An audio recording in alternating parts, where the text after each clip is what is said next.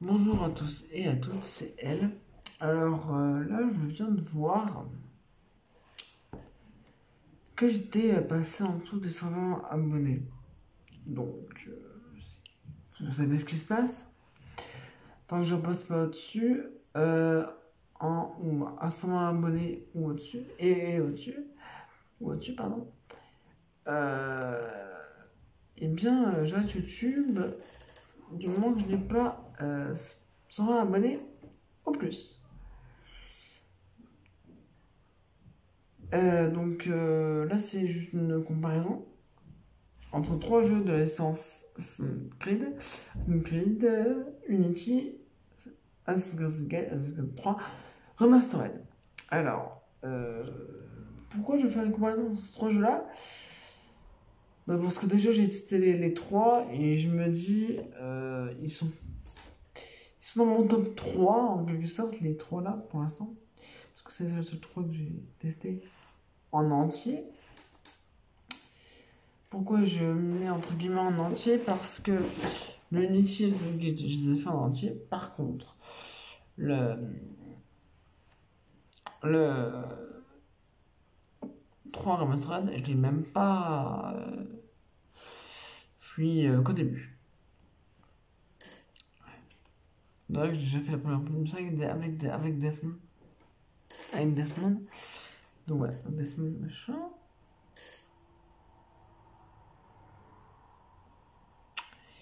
Donc le premier, Assassin's Creed Unity, point fort, point faible.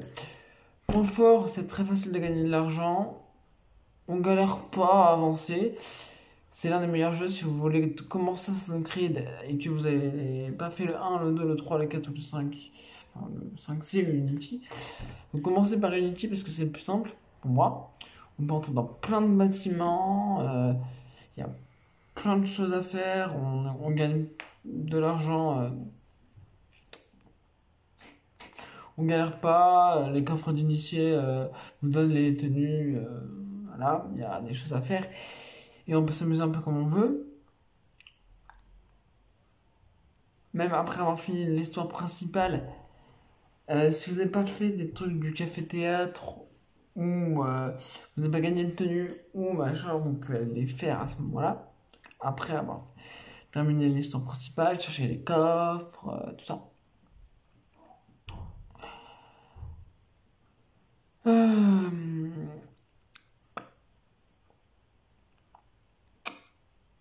et en gros, c'est pas trop long. Point faible, euh, avoir une seule tenue, ça s'apparente à du tarxisme. C'est-à-dire que pour avoir la tenue d'Altaïr, il vous faut les failles Elix. Vous faites des failles tout le temps pour essayer d'avoir Altaïr alors que vous l'aurez jamais. Il y a un autre point fort que j'ai oublié, c'était on voyage à travers quelques époques aussi dans Unity. Très bon jeu, c'est le premier du top du mon top 3. Le deuxième c'est Syndicate. Alors c'est facile, les combats sont beaucoup mieux. C'est-à-dire qu'il n'y a pas trop d'armes, il n'y en a aucune sauf des katamas ou des petites épées. Si on se bat à main nue avec une arme à point en fait, une arme à point. Ensuite, on peut libérer tout le monde sans faire les missions dites officielles. Par contre, il y a un point faible, c'est juste les missions officielles, à moi c'est trop difficile. Et il y a aussi quelques endroits dans la ville où tu peux pas le faire. Tu peux pas tuer tout le monde. Ce qui était plus simple dans Assassin's Creed Unity. Top 3, donc celui-là. Les parties avec Etam sont de la merde. C'est le père de celui que vous jouez après. Vous avez Desmond au début. Vous pouvez ordonner un animus ou pas.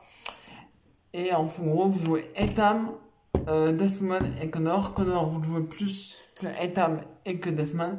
Mais vous avez missions avec Desmond. C'est un gros point fort d'avoir deux types de missions. C'est avec Desmond de nos jours et c'est avec Connor dans le passé.